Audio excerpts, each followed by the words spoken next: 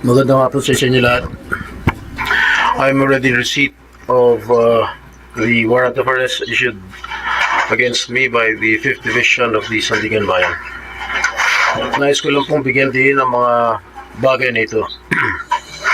I will remain firmly with the majority bloc under the leadership of Senate President Alan Peter Cayetano. Hindi ako matitinag sa anumang panggigipit, pananakot, political maneuvering para talikuran ang aking paninindigan. I will not yield to threats. I will not be intimidated. I will not be pressured into surrendering my independence of judgment. I am giving instructions to the Senate Secretary to put on hold my salary. Personal kong pasya ito upang ipakita sa sambayan ng Pilipino na wala akong intensyon makinabang sa pondo ng bayan habang nililinis ko ang aking pangalan. At higit sa lahat, hindi ako papasailalim ng kustodya ng Senado.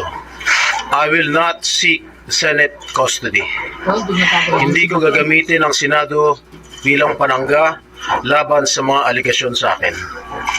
Nakahanda akong ipagtanggol ang aking sarili sa hukuman at hindi ako magtatago sa likod ng institusyong ito upang umiwas sa proseso.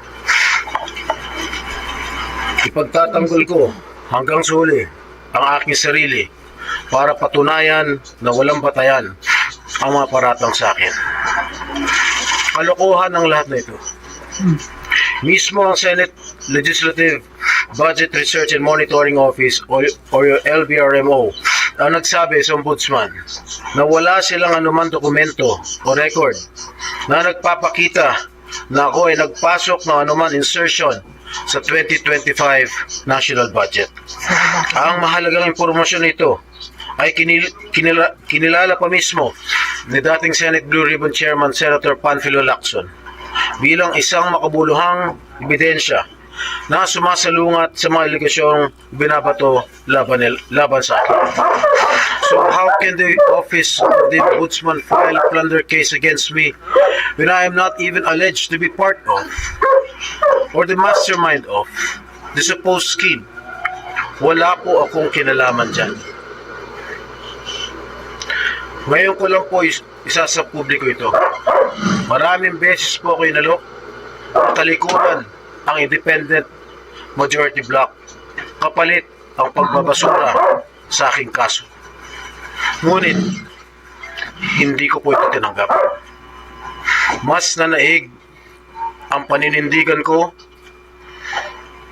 na ako'y manatili sa hanay ng mga kasamahan ko sa independent majority bloc.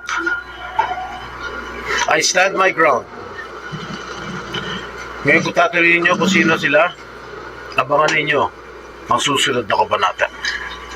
I stand my ground because what is at stake here goes far beyond my personal circumstances. What is at stake here is the independence of the Senate. This institution must never become vulnerable to external pressure. It must remain free from political coercion, free from undue influence, and free from any scheme designed to weaken its constitutional role as a co-equal and independent branch of government.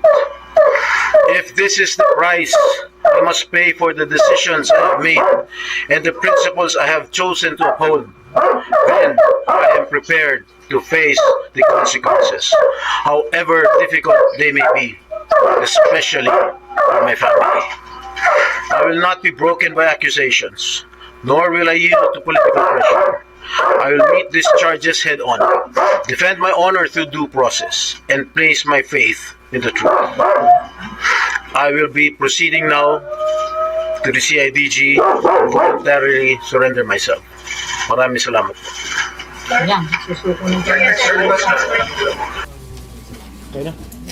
No more question, guys.